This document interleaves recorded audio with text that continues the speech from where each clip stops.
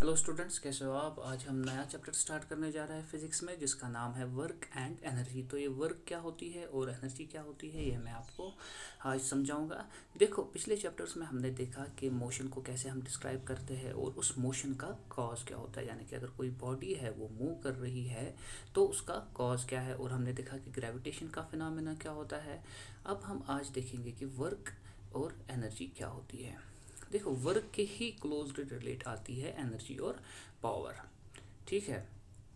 अब देखो, जो भी लिविंग बींग्स इस दुनिया में है, चाहे इंसान है चाहे जानवर है, वो कोई ना कोई काम करते हैं। तो उस काम के लिए उन्हें क्या चाहिए?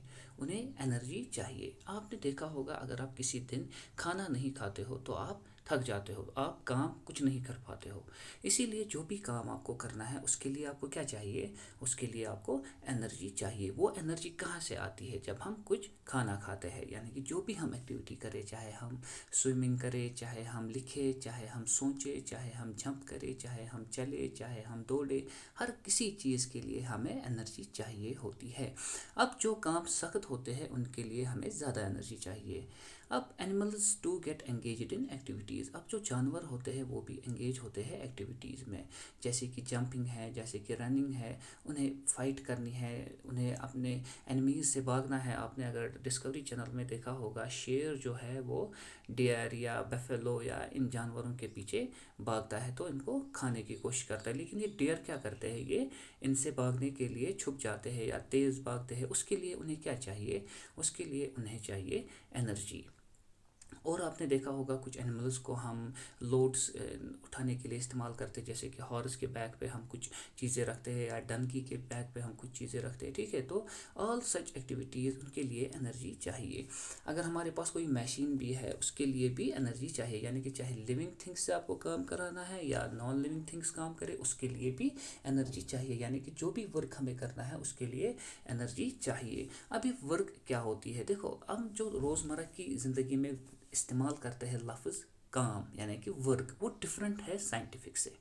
अब कैसे है? अब देखो, आप मिसाल के तौर पर एक लड़की है जिसका नाम है कमली।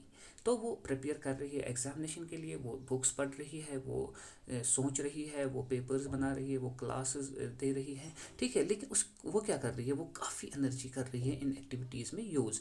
लेकिन अगर हम अब कॉमन सेंस में देखें, वो काफ़ी हार्ड कर रही है वर्क। लेकिन साइंटिफिकली हम इसको कहेंगे कि ये कुछ खास काम नहीं कर रही है। तो साइंटिफिकली कैसे वर्क डिफाइन होती है, ये मैं आपको समझाता हूँ।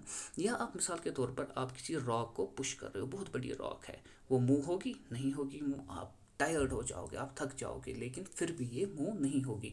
आपने क्या की? एनर्जी काफ़ी ज़्यादा इस पर वेस्ट। ठीक है, लेकिन रॉक थोड़ी सी भी नहीं मूव हुई।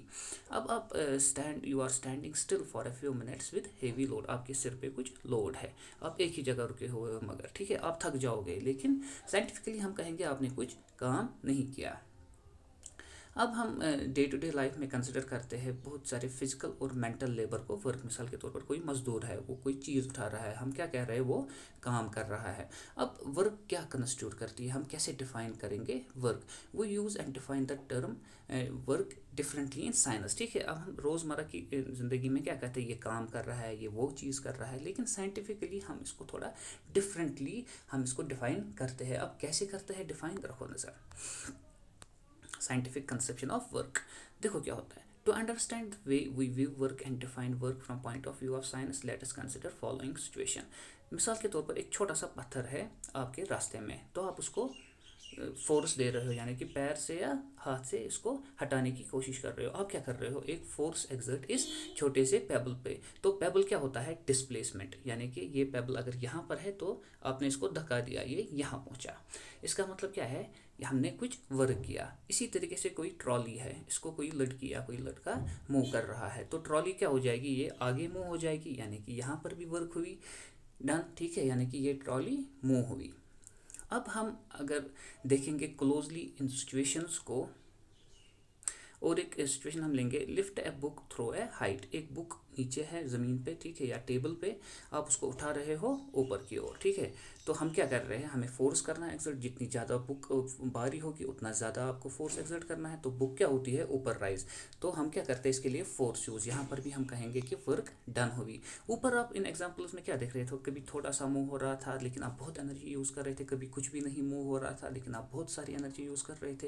लेकिन यहाँ पर आप थोड़ी सी भी एनर्जी अगर यूज़ कर रहे हो बुक को लिफ्ट करने के लिए, ये काफ़ी ज़्यादा मूव हो रही है। अब इन सिचुएशंस को देखकर हमें दो कंडीशंस पता चलती है साइंटिफिकली हम वर्क को कैसे डिफाइन करते हैं। एक होता है force should act on an object, जो भी ऑब्जेक्ट है उस पर कोई फोर्स एक्सर्ट होना चाहिए। अगर टेबल पे बुक है तो इसके लिए हमें फोर्स चाहिए। अगर कोई इंसान उसको उठा रहा है, वो दो हाथों से उठा रहा है, यानी कि वो उसको फोर्स दे रहा है। और दूसरी कंडीशन है ऑब्जेक्ट मस्ट बी डिस्प्लेस्ड, यानी कि एक तो एनर्जी चाहिए इसको उठाने के लिए, दूसरा क्या है, दूसरा ये डिस्प्लेस होना चाहिए। अगर यहाँ पर है ये थोड़ा सा मूव होना चाहिए या ज़्यादा सा मूव, जितना भी आपको इसको मूव करना है। अब इन any one of the above conditions does not exist, work is not done. This is the way we work in science, ठीक है। अब इन जो तीन एक्टिविटीज़ है इनमें हर जगह क्या हुआ, work is not in does not exist in one of the conditions. हाँ, अगर इन दोनों में से एक कंडीशन एग्जिस्ट नहीं होती है, या तो आपके फोर्स नहीं दे रहे हो या ऑब्जेक्ट डिस्प्लेस नहीं हो रहा है, तो हम इसको साइंटिफिकली कहेंगे वर्क इज नॉट डन, ठीक है। आपने देखा होगा एक कार्ट, अगर उसको कोई जानवर मूव कर रहा है, ब्लॉक कार्ट, ठीक है, हम उसको कहते हैं, तो कार्ट क्या कर रहा है, वो मूव कर रहा है। There is a force on the cart and the cart has move, ठीक है। तो इसको भी हम कहेंगे वर्क डन, यानी कि जब डिस्प्लेसमेंट होगी तो वर्क डन होती है, यानी कि दो कंडीशंस होती है वर्क को डिफाइन करने के लिए। तो मैं आपको अभी सेंड करता हूँ, अच्छे से पढ़ना।